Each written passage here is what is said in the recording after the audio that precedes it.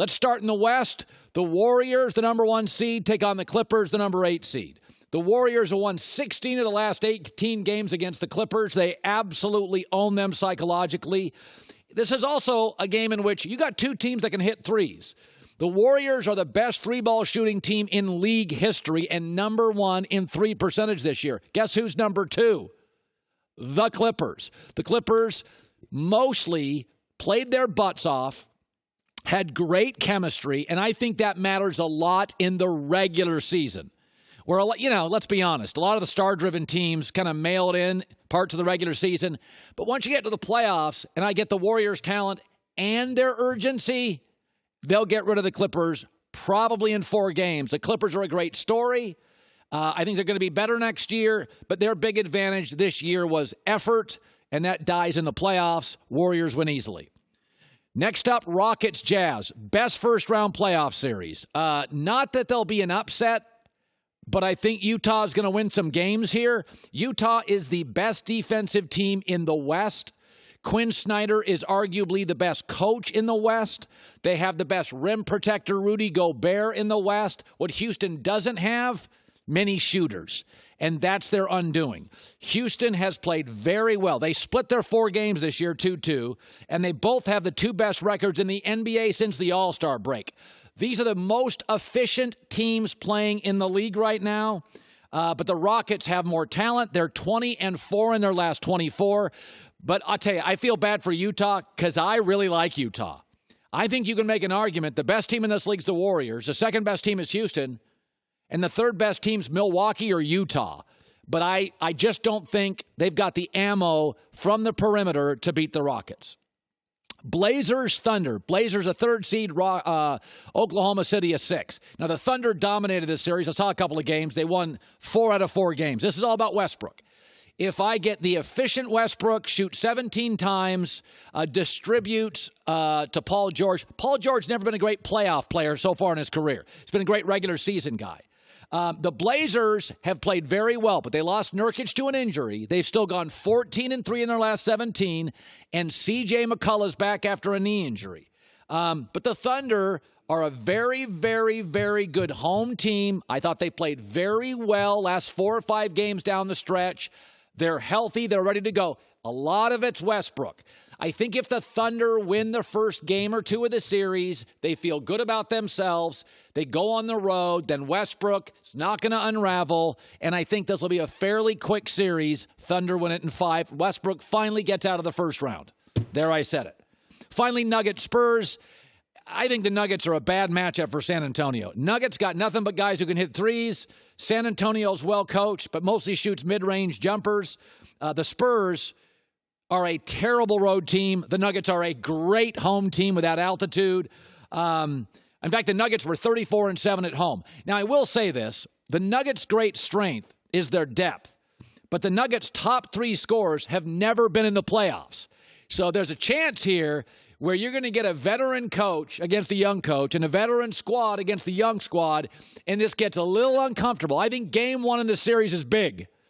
I think the Nuggets need to win game 1 of this series at home, feel good about themselves, because I think they're going to be a little tight. I think San Antonio's got a great coach, a great staff, and they have been through these battles before. If San Antonio pulls off an upset in game 1, watch out. Grab your buckets in Denver and bail water, because it could be a scary series. But I'll take the Spurs winning a couple, but Denver winning the series. Let's go to the East. Bucks Pistons. Wouldn't watch it if it was in my backyard. It will be a 4-game sweep. It won't be close. On both ends of the floor, Milwaukee's significantly better. The best rebounding team in the league is arguably Milwaukee. Best defensive team in the league is arguably Milwaukee. The Bucks swept the series. The Pistons are okay at home, dreadful on the road. They have the worst road record of any playoff team. You can make an argument if you live in Michigan, you would have been better served having Detroit tank at the end of the year and get a lottery pick. They got no chance to win this series. Blake Griffin, by the way, has had a good year. Blake's had a good year. I'm not a huge Blake Griffin fan, but he's played a lot of games. He plays a lot of minutes, but they are completely outmatched in this series. Celtics-Pacers. Indiana is a great story, but once they lost Victor Oladipo, we talked about this, their ceiling got way low. They're another team like the Clippers. They got here on effort. They bust their tail. They're well coached. But effort is not going to win it for you in the playoffs, because those effort nights you win 10, 12 games in the NBA because you just work harder. In the playoffs, everybody's working hard. Celtics have won 6 of their last 8, including 2 against Indianapolis, and the Pacers did not play well down the stretch. Listen, people figured them out. After Victor got hurt, they played well for about a month. People have figured out. They struggle to get buckets. Indiana's all about defense. So some of these games will be ugly, but the Boston Celtics will win probably in 5. All right, this one is interesting. I think we could have a potential upset here. The 3rd-seeded Sixers against the 6th-seeded Nets. Here's my problem with Philadelphia. They have way better talent. But here's a problem. Tobias Harris was added in the season. Embiid may not play this weekend. Simmons and Jimmy Butler, they haven't played enough together. This reminds me of Duke at the end of the college basketball season. They had all these kids. They all got separately hurt. Duke just didn't have any experience playing together. Philadelphia split the season series with Brooklyn. Brooklyn's playing with house money. D'Angelo Russell. These guys, there's no pressure on them. The pressure is all on Philadelphia. Philadelphia has got one playoff series win with all these guys. Embiid may not play. I don't want to call an upset because Philadelphia's talent disparity is so great in this series. If I said take the 5 best players, you'd go Embiid, Jimmy Butler, Simmons, then you'd probably go D'Angelo, Tobias Harris. 4 of the 5 best players are with Philadelphia. But I think the Nets push back, win some games early, pressures on the Sixers. Finally, Raptors Magic.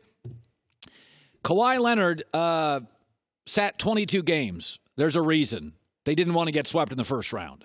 Raptors their best player is rested, ready to go. They're a deeper team. I'll give Orlando credit. They got into the playoffs. I mean, it's the East, but they got into the playoffs. They call something in the NBA win shares. Kawhi's number 3 in the NBA. Jordan 1, LeBron 2, Kawhi 3rd. So he's on a lot of winning teams. Some of that's just San Antonio, though. I think the Raptors, much like Virginia basketball, off being humiliated last year in the playoffs, will come hard. They'll be aggressive. They've got their star rested. And I think Orlando knows it. It's a 2 versus 7. The bottom of the East is really bad. It's really bad. Whereas the bottom of the West, San Antonio Clippers, interesting. Hi, everybody. Thanks for watching. Subscribe here to get the latest from the show. Also, be sure to check out more of the best clips from The Herd or go watch a few segments from other shows on FS1.